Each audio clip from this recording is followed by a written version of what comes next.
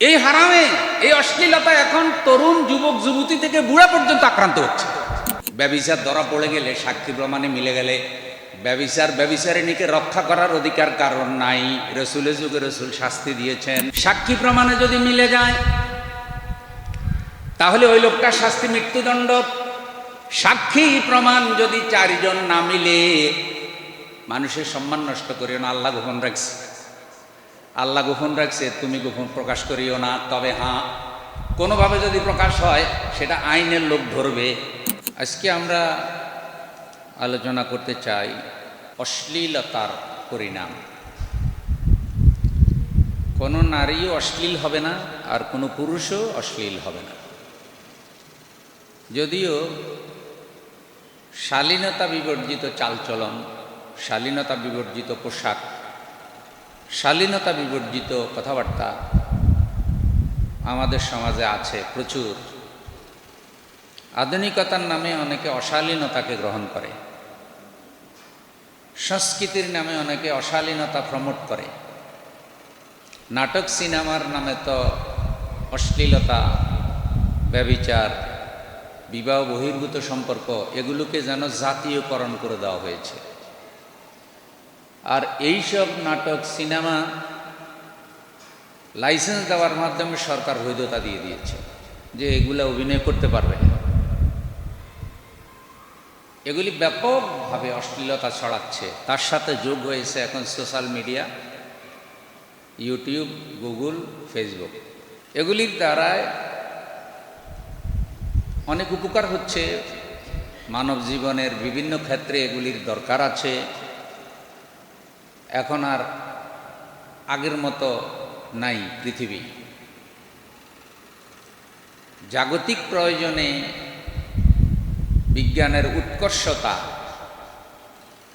দরকার আছে, কিন্তু এগুলির যে অশ্লীল প্রভাবটা পড়তেছে সেটা থেকে আমাদের ঈমান আমলকে হেফাজত করতে হবে। যেমন এখন কম্পিউটারে অনেক কিছু সেভ করা হয়, এগুলো উন্নত হচ্ছে। তারপরে অফিসিয়াল যত ডাটা, রাষ্ট্রীয় যত প্রয়োজনীয় ডকুমেন্ট, বেশিরভাগই এগুলি এখন আগের মতো আর ওই খাতা কলমে এত বেশি সংরক্ষণ করা হয় না, সব অনলাইন।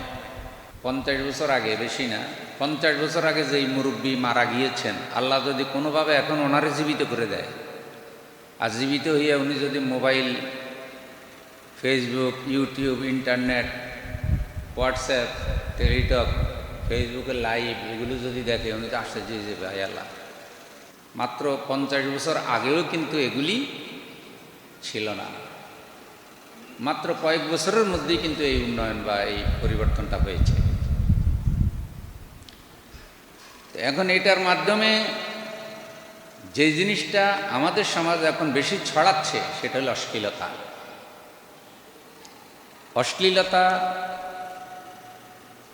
প্রচার করা, এটা একটা গ্রুপই আছে।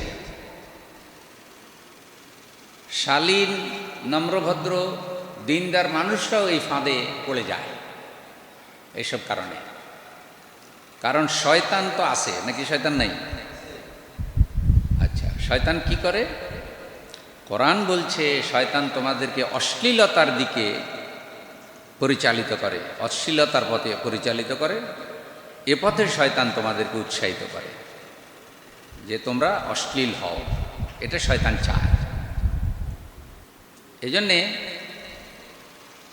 আল্লাহ তাআলা কিন্তু সূরা নূরে বলেছেন, লা তাত্তাবিউ খুতুওয়াতিশ শাইতান, তোমরা শয়তানের দেখানো পথ অনুসরণ করো না। ওয়া ইয়াবতাগি খুতুওয়াতিশ শাইতান, যেই ব্যক্তি শয়তানের পথ অনুসরণ করবে, ওয়া ইয়াত্তাবি খুতুওয়াতিশ শাইতান, যে ব্যক্তি শয়তানের পথ অনুসরণ করবে সে যেন জেনে রাখে, فَإِنَّهُ يَأْمُرُ بِالْفَحْشَاءِ وَالْمُنكَرِ, শয়তান তাকে অশ্লীল কাজে উৎসাহিত করবে, অশ্লীল কাজে জড়িয়ে দেবে। মুনকার, সীমালঙ্ঘনমূলক কাজ, পাপের কাজ, এগুলিতে শয়তান তাকে জড়িত করবে যদি সে শয়তানের অনুসরণ করে। এই জন্য আল্লাহ তাআলা বলছে ইন্নাহু লাকুম আদুউম মুবিন, ওহে ঈমানওয়ালা, শয়তান তোমার প্রকাশ্য শত্রু। যে শয়তানকে দেখা যায় না সে শয়তান তোমার প্রকাশ্য শত্রু, আল্লাহ বলছেন। এই শয়তানের মধ্যে মানুষ আছে, জিন আছে, ইনসান আছে, মিডিয়া আছে, অশ্লীলতা আছে, নাটক সিনেমা আছে। নাটক সিনেমা শয়তান না? কি আপনাদের কোনো সন্দেহ আছে নাকি? শয়তান। এরা আপনাকে অশ্লীল পথে উৎসাহিত করে, অশ্লীলতার দিকে নিয়ে যায়, এগুলি প্রচার করে। হোলসেলার, খনি খনি, অশ্লীলতার খনি নাটক সিনেমা। তো শয়তান একটা তো আমরা দেখি না, এটা এক শয়তান, জিন শয়তান যেটা। আর যেগুলি দেখি তার মধ্যে মানুষ শয়তান, অশ্লীল চালচলন করে, অশ্লীল পোশাক আমদানি করে, অশ্লীল পোশাক বিক্রয় করে, এগুলি। আর সংস্কৃতির নামে অশ্লীলতা, এগুলি শয়তান। নির্মাতাও শয়তান, অভিনেতা শয়তান, এগুলি সব কি শয়তান। আল্লাহ যাদেরকে বলছে আর কি, আল্লাহর যাদেরকে শয়তান বলছে, এরপরে যারা এইসব লেখে, চিন্তা ভাবনা করে লেখে, আছে না এরকম খারাপ লেখা, খারাপ পত্রিকা, খারাপ উপকরণ, এগুলি শয়তান। এখন ঈমানদারকে বলছে ইয়া আইয়ুহাল্লাযীনা আমানু, ওহে ঈমানওয়ালা, লা তাত্তাবিউ খুতুওয়াতিশ শাইতান, খবরদার শয়তানের এগুলি তুমি অনুসরণ করবে না, এগুলি থাকবে তুমি দেখবে না, এগুলি থাকবে তুমি ধরবে না।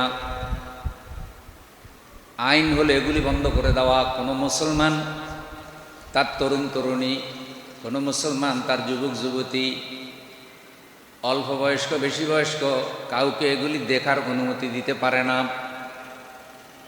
কারণ এগুলি যেমন যুবকের জন্য হারাম, তেমন বৃদ্ধদের জন্য হারাম, বৃদ্ধদের জন্য হারাম। বরং শয়তান কখনো কখনো বয়স্ক মানুষকে বেশি বিভ্রান্ত করে, কারণ বয়স্কদের দিয়ে অন্যদেরকে ধোঁকা দেওয়ার চেষ্টা করে। মানুষ তখন মানে হয় যে তো বয়স্ক, এই কেন এটা করে, এটা নেগেটিভ প্রভাব বেশি পড়ে। আল্লাহ তাআলা যেটাই নিষেধ করেছেন সেখানেই উম্মতের ক্ষতি, আর আল্লাহ তাআলা যেটা হালাল করেছেন সেখানেই বান্দার কল্যাণ। আল্লাহ যেটা নিষেধ করেছেন সেটাতেই ক্ষতি, আর আল্লাহ যেটা হালাল করেছেন সেটাতেই কল্যাণ। তো আল্লাহ তো অশ্লীলতা হারাম করছেন। আল্লাহ রাব্বুল আলামিন সূরা বনী ইসরাঈলের 151 নম্বর আয়াতে বলেছেন ওয়ালা তাকরাবুল ফাওয়াহিশা মা যাহারা মিনহা ওয়া মা বাতান, অশ্লীল কাজ করা এটা দূরের কথা, ওয়ালা তাকরাবুল ফাওয়াহিশা মা যাহারা মিনহা ওয়া মা বাতান, প্রকাশ্য অপ্রকাশ্য অশ্লীলতার ধারে কাছেও যাবে না, ধারে কাছেও যাবে না। আল্লাহ বলছেন প্রকাশ্য তো যাবেই না, গোপনেও কি যাবে না। সূরা বনী ইসরাঈলে 32 নম্বর আয়াতে আল্লাহ বলছেন ওয়ালা তাকরাবুজ জিনা ইন্নাহু কানা ফাহিশাতাও ওয়া সাআ সাবিলা। আমার বান্দা, জেনা ব্যভিচার করার তো অনুমতি নাই। যেই সব কাজকর্মের দ্বারায়, যেই সব সংস্কৃতির দ্বারায়, যেই সব পড়ালেখা, যেই সব নাটক সিনেমা পত্র পত্রিকা সাহিত্যের নামে যেসব কাহিনী রচিত হয়েছে, এগুলি পড়া, এগুলি দেখা তো দূরের কথা, এগুলির ধারে কাছেও যাবে না, কাছেও কি যাবে না। কথাটা কার কন্ত?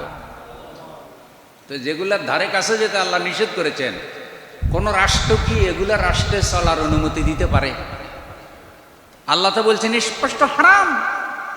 3 নম্বর আয়াতটা শুনেন আল্লাহ কি বলেন, সূরা আরাফ 33 নম্বর আয়াত।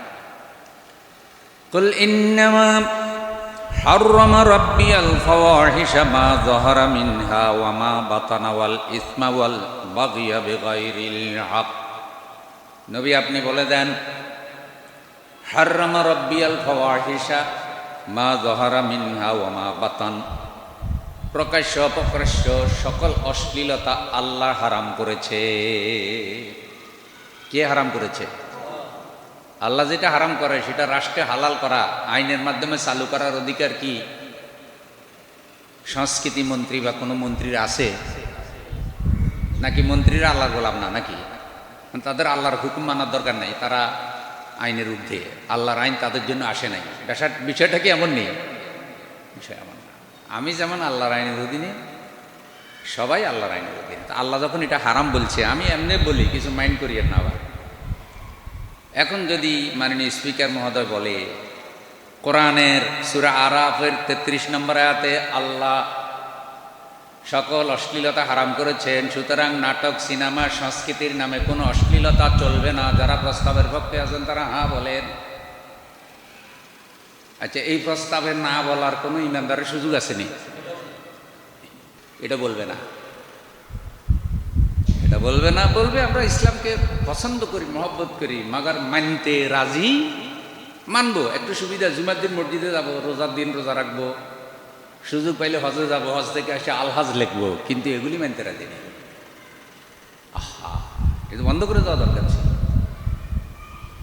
কারণ আল্লাহ বলছে আমি হারাম করে দিয়েছি, কারণ আল্লাহর দেওয়া হারামকে জগৎ হালাল করে দিয়েছে, চলতেছে। এই হারামে, এই অশ্লীলতা এখন তরুণ যুবক যুবতী থেকে বুড়া পর্যন্ত আক্রান্ত হচ্ছে, ওগুলির প্রভাব পড়তেছে। আল্লাহ রাব্বুল আলামিন সূরা আন-নাহলের 90 নম্বর আয়াতে বলেন, জুমার দিনের খতিবরা কিন্তু আয়াতটা পড়ে খুতবার মধ্যে, সানি খুতবায় আয়াত এটা পড়ে, এটা ছাড়া যেন কারো খুতবা শেষ হয় না। ইন্নাল্লাহা ইয়া'মুরু বিল আদলি ওয়াল ইহসান, আল্লাহ আদেশ করছেন তোমাদেরকে ন্যায় বিচার করো, ইহসান করো। তাহলে বিচারক বিচারকের আসনে বসে ন্যায় বিচার করবে, এই আদেশটা কার? এটা মানে কোর্টের বিচারক, ব্যাপারটা এমন না। আমরা সমাজে সবাই বিচারক, কেউ পরিবারে, কেউ সমাজে, কেউ রাষ্ট্রে, কেউ দোকানে, কেউ অফিসে, কেউ মসজিদে, সবাই বিচারক। কেউ রাষ্ট্রে বিচার করে, কেউ তার আত্মা দিয়া, নফস দিয়ে বিচার করে, যে আমি রাস্তার ডাইনে চলা উচিত না বামে চলা উচিত। আমি একটা আম খেলাম, এখন আমের এই চামড়াটাকে রাস্তার মধ্যখানে ফেলবো না দূরে ফেলবো? মধ্যখানে ফেললে তো কেউ আষাঢ় খেতে পারে। এগুলো বিচার। আল্লাহ আদেশ করছেন ন্যায় বিচার করো। বল ইহসান, ইহসান করো, ইহসান করো। ওয়াইতাই যিল কুরবা ওয়ায়ানহা আনিল ফাহশাই ওয়াল মুনকার, নিকটাত্মীয়র হক আদায় করে দাও। সুবহানাল্লাহ। নিকটাত্মীয়, রক্ত সম্পর্কীয় লোকজন, এদের হক আদায় করো। বোনের অধিকার দাও, ভাইয়ের অধিকার দাও, ওয়ারিসের অধিকার দাও, প্রতিবেশীর অধিকার দাও, অধীনস্থ কর্মচারীর অধিকার দাও, মুসল্লির অধিকার আদায় করো, মুসল্লি হুজুরের অধিকার আদায় করো, শিক্ষার্থী শিক্ষকের অধিকার আদায় করো, শিক্ষক শিক্ষার্থীর অধিকার আদায় করো, রাষ্ট্রের কর্মচারী রাষ্ট্রের অধিকার আদায় করো, রাষ্ট্র কর্মচারীর হক আদায় করো। কেউ কারো হক নষ্ট করিও না। সবাই সবারটা যার যার পাওনা অনুযায়ী আদায় করো। কথাটা কার? ওয়ায়ানহা আনিল ফাহশাই ওয়াল মুনকার ওয়াল বাগি, আর আল্লাহ নিষেধ করেছেন। ইয়ানহা, আল্লাহর নিষেধ। কিসের থেকে? আনিল ফাহশা, অশ্লীলতা, অশ্লীলতা, এটা আল্লাহ নিষেধ করছেন। অশ্লীল কথা বলবে না, অশ্লীল গান গাইবে না, অশ্লীল কবিতা লিখবে না, অশ্লীল সাহিত্য লিখবে না, পত্রিকার মধ্যে সংস্কৃতির নামে অশ্লীলতার কোনো পাতা থাকবে না। নাটক সিনেমায় অভিনয় করে, মডেলিং করে, তাদের কোনো পাঠ থাকবে না। এখন এগুলি বললেই বলবে কি আমরা নাকি সমাজ বিরোধী, রাষ্ট্রবিরোধী, পৃথিবীর বিরোধী কথাবার্তা বলি। তো এগুলি মুসলমানের ঘরে চলার মাধ্যমে ইসলাম জন্মের যে সীমা দিয়েছে, শালীনতার যে সীমা দিয়েছে, এগুলি ধ্বংস হয়ে গেছে। জন্মের সীমা কি? বিবাহের মাধ্যমে সন্তান জন্ম হবে, যেন তেনভাবে সন্তান জন্ম দিলে ওইটা বৈধ হবে। আর ওদের কথা হইল একটা জন্ম হইলেই হইল। এটা একটা মহামারী ভাইরাস, করোনার থেকেও বড় ভাইরাস এটা। করোনা মানুষের জীবন ধ্বংস করে, আর এটাই তো ঈমান আমল শেষ করে। আল্লাহ নিষেধ করছে এগুলি করবা না। পোশাক পরলে শালীন পরো, শালীন পোশাক, যাতে পোশাকের দ্বারায় তোমার বডিটা ঢাকা যায়, সতর যেন ঢেকে যায়। সূরা আরাফ পড়েন, আল্লাহ বলেন কাদ আনজালনা ইলাইকুম লিবাসান ইউয়ারি সাওআতিকুম ওয়া রিশা, তোমাদের সৌন্দর্য বৃদ্ধি এবং তোমাদের সতর ঢাকার জন্য, লজ্জাস্থান নিবারণের জন্য, সতর ঢেকে রাখার জন্য আমি আল্লাহ পোশাক নাজিল করেছি। সুবহানাল্লাহ। পোশাক দিয়েছি আমি আল্লাহ। পোশাকের দ্বারাই তোমাদেরকে সুন্দর লাগবে, আর তোমাদের আব্রু যেটা বডি সতর এটা ঢেকে রাখবে। এটা পোশাকের দাবি। শালীন পোশাক, শালীন কথা বলো, সীমা লঙ্ঘন হয় এমন কিছু করো না, এগুলো আল্লাহ নিষেধ করছেন। ইয়াইযুকুম লাআল্লাকুম তাযাক্কারুন, আল্লাহ তোমাদেরকে নসিহত করছেন, ওয়াজ করছেন। আল্লাহ যদি আল্লাহর ওয়াজগুলা মানো, আল্লাহর নসিহত মানো, তোমাদের জন্য কল্যাণকর হবে, তোমাদের জন্য ভালো হবে। সুবহানাল্লাহ। আল্লাহর এই কথাগুলি যদি তোমরা মানো, তোমাদের কল্যাণ হবে, ভালো হবে, কোনো সন্দেহ নাই। আল্লাহ রাব্বুল আলামিন কি সুন্দর করে বলেছেন, কথা কোনোটাই আল্লাহ তাআলা বাদ রাখেন নাই, একটা কথাও কিন্তু আল্লাহ তাআলা বাদ রাখেন নাই। বন্ধু, তন্ন বিতন্ন করে ভেঙ্গে ভেঙ্গে আমার আল্লাহ সব কথা বলে দিয়েছে। আল্লাহ তাআলা বলছেন যে যারা অশ্লীল কাজ করবে, খারাপ কাজ করবে, তারা বড় ধরনের পাপেই নিমজ্জিত হবে। এই যে জেনাকে আল্লাহ কি বলছেন, ওয়াসা সাবিলা, ইন্নাহু কানা ফাহিশাতা ওয়াসা সাবিলা, মানে এর থেকে অধঃপতন আর হইতে পারে না। এখন দেখেন সূরা নূরে আল্লাহ তাআলা বলেছেন 19 নম্বর আয়াতে, অশ্লীলতা মোমেনদের মধ্যে প্রচার হোক, এটা যারা চায়। কি প্রচার হোক? অশ্লীলতা। সূরা নূর আয়াত নাম্বার 19। অশ্লীলতা এটা যারা চায় যে মোমেনদের মধ্যে প্রচার হোক, সে কঠিন আযাব দুনিয়াতেও পাবে, পরকালেও পাবে। তাহলে কি বোঝা গেল? কোনো একটা অশ্লীল কাজ যদি হয়ে যায়, তাহলে সেটা প্রচার না করা। বুঝতেছেন? সেটা কি না করা? প্রচার না করা। এখন বলতে পারেন, হুজুর প্রচার করবে না কেন? আচ্ছা, প্রচারের দ্বারা একটা হইল মানুষ আগ্রহ বাড়বে, এটা পজিটিভ প্রভাব পড়ার সম্ভাবনা থাকে। প্রচার হচ্ছে নেগেটিভ, কিন্তু প্রভাব পড়তেছে কি? পজিটিভ। যে আচ্ছা ঠিক আছে, অমুক যখন করতে পারে, তাইলে আমি গোপনে করলে অসুবিধা কি? অমুক ধরা পড়ছে, আমি নাও করতে পারি,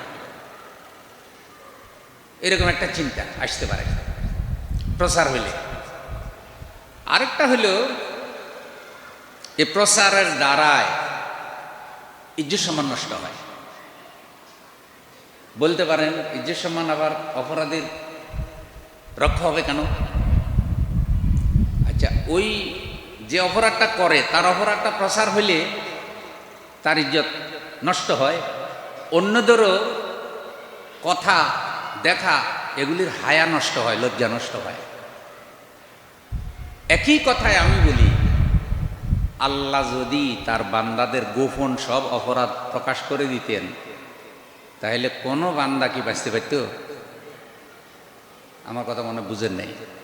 সূরা নূরের 20 নম্বর আয়াতে আল্লাহ বলছেন, আল্লাহ যদি তোমাদের এ সব কিছু প্রকাশ করে দিতেন তাহলে তোমরা বাঁচতে পারতে।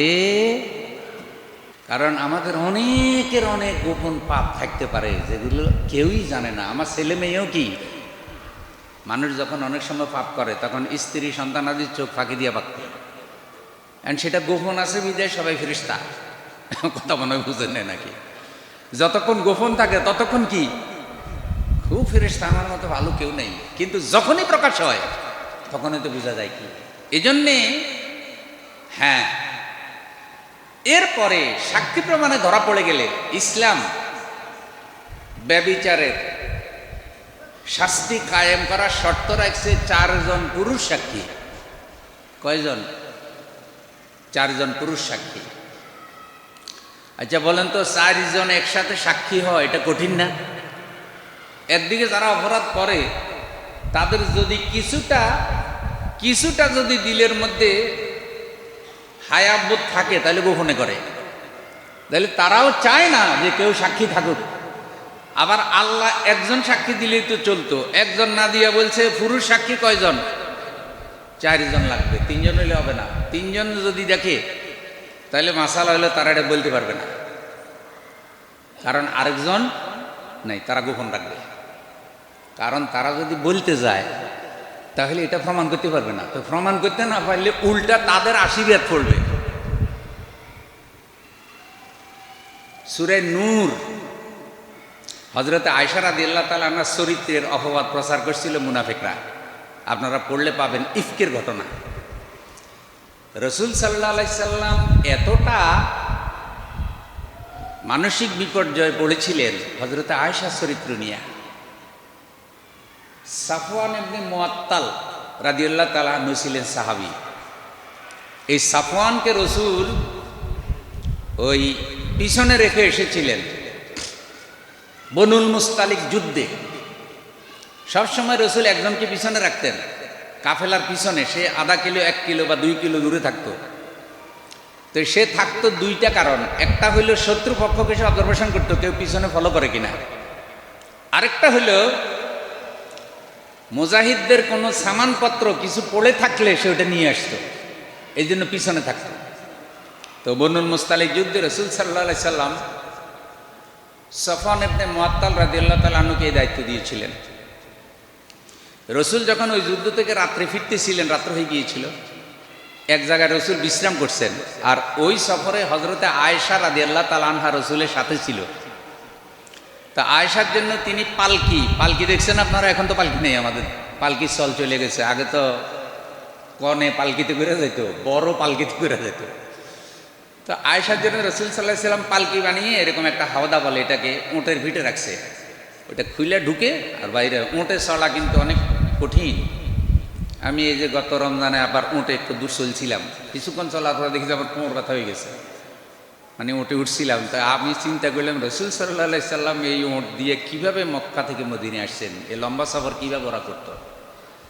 তো হযরত আয়েশার যখন ওই প্রকৃতির প্রয়োজন দেখা দিল রাত্রে, রাসূলকে বলে যান নাই, তিনি ওই উটের পিঠের পালকি থেকে নেমে দূরে গেছে, আর রাসূল সাল্লাল্লাহু আলাইহি সাল্লাম এর মধ্যে চলে আসছে, আয়েশা রয়ে গেছে।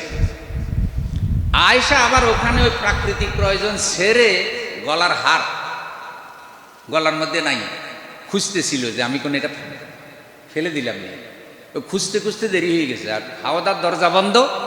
তো রাসূল মনে করছে আয়েশা হাওদার ভিতরে আছে, পালকির ভিতরে, আসলে তিনি নাই, তিনি বাইরে হার খুঁজতেছে, কাফেলা চলে গেছে। এখন কাফেলা যখন চলে গেছে মদিনায় ফিরে রাসূল দেখে যে পালকির মধ্যে আয়েশা নাই। তো রাসূল সাল্লাল্লাহু আলাইহি সাল্লাম বলছে ইন্না লিল্লাহ, এখন আয়েশারে খুঁজতেছে। এবার মুনাফিকরা সুযোগ পাইছে, পুরা মদিনায় প্রচার করতেছে, শুনছ রাসূলের বউ আয়েশারে পাওয়া যাইতেছে না, গত রাত্রে ফালাই গেছে। এইসব অপপ্রচার আছে না নাই? এমন ভাবে প্রচার করে দিল, এখন খারাপ জিনিস তো প্রচার হয় বেশি। তো রাসূল সাল্লাল্লাহু আলাইহি সাল্লাম খুব চিন্তায় পড়ে গেলেন, কয়জনের মুখ বন্ধ করবেন, আয়েশা তো নাই। ঠিক সকাল 11টা-12টা হয়ে গেছে আনুমানিক আর কি। সাফওয়ান ইবনে মুআত্তাল রাদিয়াল্লাহু তাআলা আনহু যে আসতেছে রাত্রিবেলা, এখানে আয়েশা দেখেছে হযরত আয়েশা একটা পাথরের সাথে বা খেজুর গাছের সাথে হেলান দিয়ে বসে আছে। তিনি হজরতে আয়েশাকে পর্দার আয়াত নাজিল হওয়ার আগে দেখছেন, চিনতেন। দেখেই তিনি বলছেন ইন্না লিল্লাহি ওয়া ইন্না ইলাইহি রাজিউন। তখন হজরতে আয়েশা চেহারা ঢেকে ফেলেছেন, বলছেন ইন্না লিল্লাহ, আল্লাহ রসুলের স্ত্রী এখানে একা কেন? আয়েশা রাদিয়াল্লাহু তাআলা আনহা এখানে বসে আছে এই চিন্তায় যে রসুল যদি ওই পালকির দরজা খুলে আমাকে না পায় তাহলে আবার আমার এখানে খুঁজতে আসবে, এখান থেকে আমাকে নিয়ে যাবে, অথবা কোনো একটা ব্যবস্থা হবে, আমি যে জায়গা হারাইছি এই জায়গা থেকে আমি লড়বো না। এখন সফওয়ান রাদিয়াল্লাহু তাআলা আনহু এখানে আয়েশা যখন ওনারে একা দেখছে তখন বলছে যে কিছু একটা হয়েছে, বুঝছেন যে আয়েশা একা হয়ে গেছে, কাফেলা তো নাই। তখন সফওয়ান রাদিয়াল্লাহু তাআলা আনহু আয়েশা আম্মাজানকে বলছে যে আপনি উটের পিঠের উপরে উঠেন আর আমি উটের লাগাম ধরে ধরে আপনাকে মদিনায় নিয়ে যাব। সুবহানাল্লাহ। এখন সফওয়ান ইবনে মুআত্তাল রাদিয়াল্লাহু তাআলা আনহুকে উটের পিঠে বসাইছে আর বসাইয়া নিয়ে গেছে। সকাল দ্বিপ্রহরের আগে যখন গিয়ে পুঁছছে, এবার মুনাফিকরা কয় ও আল্লাহ, দেখছো যার সাথে রাত কাটাইছে তারে নিয়ে হাজির হয়েছে। এই প্রচার এমনভাবে হইল মানে রাসূল সাল্লাল্লাহু আলাইহি সাল্লাম কিছুটা কিন কর্তব্য বিমূঢ়, কি করবেন বুঝতে পারতেছিলেন না। মানে একজনকে ডাইকে জিজ্ঞাসা করছে রসুলের মানে হজরত আয়েশার খাদেমা কাজ করতো যে আয়েশার চরিত্র কেমন আমার একটু বলবা, আমি তো সারাদিন ব্যস্ত থাকি, তুমি আয়েশার ব্যাপারে কিছু বুঝো, উপলব্ধি করো। বলছে আয়েশার দুইটা দোষ আছে। কি দোষ? মাঝে মাঝে রুটি বানাইতে বানাইতে উনি ক্লান্ত হইয়া শুয়ে পড়ে, আর ওই সময় আয়েশা ছাগল আয়েশা রুটির আটা খেয়ে চলে যায়, আয়েশার খবর থাকে না। এটা একটা আমি দেখছি। আরেকটা হইলো দু একবার যখন আয়েশা রুটির জন্য আটা তৈরি করে তখন মাথার চুল পড়ে যায়, ওখানে চুল ঝরতো না, এরকম একটা কথা। তো বলছে আমি তো এই ত্রুটি জানতে চাই নাই, কয় এই ত্রুটি ছাড়া হযরত আয়েশার জীবনে আমি আর কোনো ত্রুটি দেখিনি। রাসূল সাল্লাল্লাহু আলাইহি সাল্লাম কারো মুখ বন্ধ করতে পারে না। তখন রাসূল সাল্লাল্লাহু আলাইহি সাল্লাম পরিবেশ ঠিক করার জন্য হযরত আয়েশাকে বাপের বাড়ি পাঠাই দিচ্ছে যে তুমি তোমার বাবার বাড়ি যায় কিছুদিন থেকে আসো। কিন্তু এইসব অপপ্রচারের কোনো কিছু হযরত আয়েশা নিজে জানে না, বুঝতে পারে নাই যে এই তখন কিছু হচ্ছে। আর আল্লাহ রসুল হযরত আয়েশাকে কিছু বলেনও নাই, কিন্তু আবু বকর রাদিয়াল্লাহু তাআলা বাড়ি পাঠাই দিছে। যখন বাড়ি পাঠাই দিছে তখন এরা আবার প্রচার শুরু করছে যে মুহাম্মদ সাল্লাল্লাহু আলাইহি সাল্লাম তার স্ত্রীকে মনে হয় তালাক দিছে। এখন রসুল অপেক্ষা করতেছে আল্লাহ থেকে ফয়সালা আসবে, আর তিনি চিন্তা ভাবনা করতেছে কি করা যায়। এর মধ্যে সফওয়ান ইবনে মুআত্তাল রাদিয়াল্লাহু তাআলা আনহুর এক বন্ধু তাকে জিজ্ঞাসা করছে যে যা প্রচার হইতেছে তুমি তো শুনতেছ? বলছে হ্যাঁ শুনতেছি। তুমি আমাকে একটু সফওয়ান ইবনে মুআত্তালের চরিত্র সম্পর্কে বলবা, লোকেরা যা বলছে এটা কি ঠিক? তিনি বললেন সফওয়ান আমার বন্ধু, তার প্রচেষ্টা আমি মুসলমান হয়েছি, সে আমাকে দাওয়াত দিয়ে ইসলাম কবুল করাইছে। আপনি সফওয়ানের ব্যাপারে যেটা জানতে চেয়েছেন এই রকম ঘটনা আমার থেকে ঘটতে পারে, কিন্তু সফওয়ানের থেকে ঘটা সম্ভব না। সুবহানাল্লাহ বলবে না? মানে তার বন্ধু বলতেছে যে আমি তার দাওয়াতে মুসলমান হয়েছি, এই ঘটনা আমার থেকে ঘটতে পারে, আমার উপর আমার অতটা বিশ্বাস নাই যতটা বিশ্বাস সফওয়ানের উপরে। আপনি কি বলেন? তো হযরত আয়েশা যখন ওখানে গেছেন, আবু বকর রাদিয়াল্লাহু তাআলা আনহু হযরত আয়েশাকে একটা থাপ্পড় দিছিলেন। তিনি প্রথম বুঝতে পারেন নাই, কারণ আবু বকর রাদিয়াল্লাহু তাআলা আনহু ঘটনাটা শুনছে। আচ্ছা বলেন, আপনার মেয়ে যদি স্বামীর বাড়ি থেকে এ ধরনের অপপ্রচারের কারণে চলে আসে তাইলে ফিতে হিসাবে আপনার কেমন লাগবে? তো তিনি বুঝতে পারেননি, কিন্তু যখন জানছেন এটা, আয়েশা বলছে সেই দিন থেকে হযরত আয়েশার কান্না থামে নাই। হযরত আয়েশা শুধু আল্লাহর কাছে কাঁদছে যে আল্লাহ এগুলো কি হচ্ছে, এগুলো কাঁদতেছিলেন হযরত আয়েশা। তো লম্বা সময় পরে আল্লাহ তাআলা সূরা নূরে আয়াত নাজিল করলেন, কি যে হযরত আয়েশার চরিত্র পবিত্র, এই ঘটনা যারা প্রচার করেছে রটাইছে এরা মুনাফিক। এ সূরা নূরে বিরাট বিধান আছে, আমার সময় তো সীমিত, আমি সব বলতেছি না। তখন রাসূল সাল্লাল্লাহু আলাইহি সাল্লাম হেসে উঠেছেন। মানে এই প্রথম অনেক দিন পরে রসুলের মুখে হাসি দেখা গেল। সুবহানাল্লাহ। এ কয়টা দিন রসুলের জন্য খুব কষ্টের ছিল। রসুল সাল্লাল্লাহু আলাইহি সাল্লাম হজরত আবু বকরের বাড়িতে আসছেন, আর আবু বকর রাদিয়াল্লাহু তাআলা আনহু তখন হজরত আয়েশাকে ডাক দিয়ে বলছে, আল্লাহ রসুলকে সালাম করো। হজরত আয়েশা রাদিয়াল্লাহু তাআলা বলছে, আগে আল্লাহকে সিজদা করি, তারপর রসুল সাল্লাল্লাহু আলাইহি সাল্লামকে সালাম। কারণ আল্লাহ কোরআনে আয়াত নাজিল করার আগ পর্যন্ত রসুলও পুরোপুরি আমাকে বিশ্বাস করতে পারেন। সুতরাং আমার আত্মবিশ্বাস ছিল যে আমার ব্যাপারে আল্লাহ কোনো না কোনোভাবে রসুলকে জানাবেন যে আমার কোনো দোষ নেই, এটা জানাবেন আল্লাহ। কিন্তু আল্লাহ আমার এই চরিত্রের পবিত্রতা ঘোষণা করে কোরআনে আয়াত নাজিল করবে, আর সে আয়াত কিয়ামত পর্যন্ত থাকবে, আর রসুল সাল্লাল্লাহু আলাইহি ওয়াসাল্লামের উম্মতেরা পড়বে আর জানবে হযরত আয়েশা ভালো ছিল, চরিত্র পবিত্র ছিল। মুনাফিকরা আয়েশাকে অপবিত্র করতে চেয়েছে, বদনাম রটাইছে, আল্লাহ রসুলকে ছাড়ে নাই, রসুলের স্ত্রীকেও ছাড়ে নাই। সেই চিন্তা করে আমার আল্লাহর উপরে আমার ভালোবাসা, মহব্বত, তাকওয়া অনেক আরো মজবুত হয়েছে। আমি আগে আমার আল্লাহকে সিজদা করি। সুবহানাল্লাহ, সুবহানাল্লাহ বিহামদিহি। তো বললাম, এই ঘটনায় রসুলের ফুয়াতো বোন এবং শালি, সেও অপপ্রচারে সামিল হয়েছে। 3 জন সাহাবী, তারা মুনাফিক ছিল না, কিন্তু তারা কি ছিল? তারাও এটা প্রচার করছে। রসুল সাল্লাল্লাহু আলাইহি সাল্লাম এই আয়াত নাজিল হওয়ার পরে তাদেরকে ধরে এনে প্রকাশ্যে আশীর্বাদ দিছে। তো হজরতে হামনা বেনতে জাহাস একজন, তার শালী, রসুল তারা জিজ্ঞাসা করছে যে তুমি কেন এই অপপ্রচার করছো আয়েশার ব্যাপারে? না যাই না, কয় আমি অপপ্রচার করছি যে আমার বোনের একটা সতীন যেন কমে। মানে হজরতে জয়নব রসুল সাল্লাল্লাহু আলাইহি সাল্লামের স্ত্রী ছিলেন, আয়েশাও স্ত্রী ছিলেন, আয়েশা কুমারী ছিলেন। তাইলে একটা সতীন যদি কমে, ভাই এক একজনের এক একটা চিন্তা তো থাকতে পারে। আমি বলতে চাইছি যে যারা এটা প্রমাণ করতে পারে নাই, তাদেরকে রসুল তার আপন লোক হওয়ার পরেও 80টা করে কি দিছে? তাহলে বুঝছেন যে 4টা সাক্ষী কেন রাখছে? 4 জন সাক্ষী। সাক্ষী প্রমাণে যদি মিলে যায় তাহলে ওই লোকটার শাস্তি মৃত্যুদণ্ড। সাক্ষী প্রমাণ যদি 4 জন না মিলে, মানুষের সম্মান নষ্ট করিও না, আল্লাহ গোপন রাখছে। আল্লাহ গোপন রাখছে, তুমি গোপন প্রকাশ করিও না। তবে হ্যাঁ, কোনোভাবে যদি প্রকাশ হয় সেটা আইনের লোক ধরবে, আর আইনের লোক ধরার পরে কি করবে? কোরআনের যে শাস্তিটা দেবে সেটা গোপনে দেবে না, সেটা প্রকাশ্য দেবে, সব মানুষ দেখবে। কোরআনের আয়াত পড়বে, আয়াতের আলোকে সে ব্যভিচার করেছে, এই সাক্ষী প্রমাণে ব্যভিচার প্রমাণিত হয়েছে। জুমার দিন লাখ লাখ মানুষের সামনে তার শাস্তি দেওয়া হবে। একটা শাস্তি যখন প্রতিষ্ঠিত হবে, জানা ব্যভিচার করার সাহস আর কারো হবে না। তাহলে বিবাহের দরজা চিরতরে খোলা, জানার দরজা চিরতরে বন্ধ। বিবাহের দরজা সবসময় খোলা। বিয়ের আগে পাত্রী দেখার অনুমতি আছে, দেখার বাহিরে আর কিছু করার অনুমতি কি? শুনতেছেন? ইসলাম বলছে কেউ যদি একটা খুতবা দেয়, প্রস্তাব দেয়, সেই প্রস্তাবের উপরে তুমি প্রস্তাব দিও না।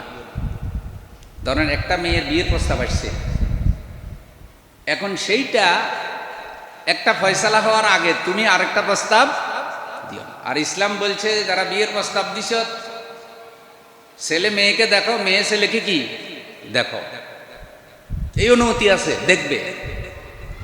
শুধু দেখা ছাড়া আর কিছুর অনুমতি আগে বিয়ে, তারপরে সব। কারণ বিয়ের আগে যা হবে সব হারাম, সব অশ্লীলতা, এগুলি জন্মের বৈধতা নষ্ট করে। কোন লোক যদি এখান থেকে এসি বাস দিছে, কি বাস? এসি বাস, আটি বাজার থেকে গুলিস্তান যাবে, ভাড়া 100 টাকা, টিকিট ছাড়াও যাওয়া যাবে, টিকিট করিয়াও যাওয়া যাবে। এরকম স্বাধীনতা যদি মালিকে দেয়, আচ্ছা বলেন তো মানুষ ওখানে টিকিট কাটে উঠবে? মানুষ বলবে কি, মিয়া মালিকই বলছে টিকিট ছাড়াও যাওয়া যায়, তাহলে আমার টিকিট কাটার দরকার কি? বিনা টিকিট উঠো। তা আল্লাহ যদি জিনা ব্যভিচারও হালাল করতেন, বিয়েও হালাল করতেন, তাহলে মানুষ একটা বিয়ে করতো না, সব ব্যভিচার করতো। কেন করতো? পশ্চিমা বিশ্বে দেখেন ওরা বিয়েকে ঝামেলা মনে করে, যে বিয়ের মাধ্যমে বাচ্চা কাচ্চা হয় এটা এক ঝামেলা। বিয়ের মাধ্যমে একজন স্বামী হয়, একজন স্ত্রী হয়, একটা আরেকটার কাছে দায়বদ্ধ থাকে, পরিবার হয়, এটা ঝামেলা। ব্যভিচারের মধ্যে কি ঝামেলা নাই? বয়ফ্রেন্ড গার্লফ্রেন্ড একাধিক হতে পারে, যা ইচ্ছা তা হতে পারে, নাউজুবিল্লাহ। তো তাহলে আল্লাহ বিয়ের মর্যাদা এবং হালাল সন্তানের মর্যাদা প্রতিষ্ঠিত করার জন্য ব্যভিচারের দরজা চিরতরে বন্ধ করে দিয়েছে। টিকিট কেটেই উঠতে হবে, বিনা টিকিট উঠা। এই জন্য আল্লাহ রাব্বুল আলামিন অশ্লীলতা হারাম করেছেন। অশ্লীলতা মানুষকে ব্যভিচারের দিকে উৎসাহিত করে, ব্যভিচারের দিকে উৎসাহিত করে। ব্যভিচার ধরা পড়ে গেলে, সাক্ষী প্রমাণে মিলে গেলে, ব্যভিচারিণীকে রক্ষা করার অধিকার কারণ নাই। রসুলের যুগে রসুল শাস্তি দিয়েছেন, শাস্তির একাধিক হাদিস আছে। ব্যভিচার করার পর ধরা পড়েছে, আল্লাহ রসুল নিজে তাদেরকে মৃত্যুদণ্ড কায়েম করেছেন, সাহাবীরা অংশগ্রহণ করেছেন। বিবাহের পরে একজন ব্যভিচারের কারণে শাস্তি হচ্ছিল, পাথর মেরেছিলেন। ওই সময় এই নিয়ম ছিল, এখন পাথর মারার নিয়ম হয়তো নাই। এখন হলো মৃত্যুদণ্ড কার্যকর করা হয় ফাঁসি, না হয় তলোয়ার, না হয় রাষ্ট্র যেভাবে চায় সেভাবে।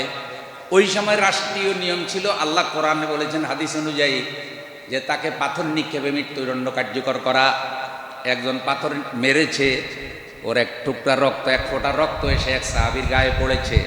তিনি রক্তটা দেখে কিছুটা ধিক্কার প্রকাশ করলেন যে একটা জেনাকারের রক্ত আমার গায়ে পড়েছে। রসুল সাল্লাল্লাহু আলাইহি সাল্লাম বললেন, কাকে তুমি জেনাকার বলতেছ? সে যে তওবা করেছে, সে যে আল্লাহর আইনে বিচার গ্রহণ করেছে, সে তওবা গ্রহণ করেছে, আল্লাহর হুকুম সে মেনে নিয়েছে। এই তওবা যদি পুরা মদিনায় ভাগ করে দেওয়া হয়, সব মদিনার মানুষকে জাহান্নাম থেকে বাঁচায় দেবে।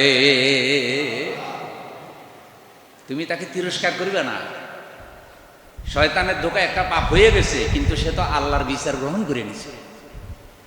তা আল্লাহর বিচার গ্রহণ করছে, সে অনুভূতি প্রকাশ করছে, হুজুর আমার বিচার করেন। সে স্বীকৃত দিছে, আইসা আমার মাফ করে দেন, আমার বিচার করেন। আমি আমার পাপের শাস্তি দুনিয়ায় যা হয় হইয়া যাক, আমি আখিরাতে কোনো ঝুঁকি নিতে চাই না। আল্লাহু আকবার, আল্লাহু আকবার, আল্লাহু আকবার। যা হয় আমার দুনিয়াতে হয়ে যাক, আমি আখিরাতের জন্য কিছু নিতে চাই না, আখিরাতের এই ঝুঁকি আমি নিতে চাই না। রসুল বলছে, তুমি কাকে বলতেছ? তুমি তার তওবার দিকে দেখবে না ভাই। এজন্যে ভয়ঙ্কর আকার, মারাত্মক আকার ধারণ করেছে অশ্লীলতা, মহামারী আকার ধারণ করেছে। মোবাইলের মাধ্যমে ঘরে ঘরে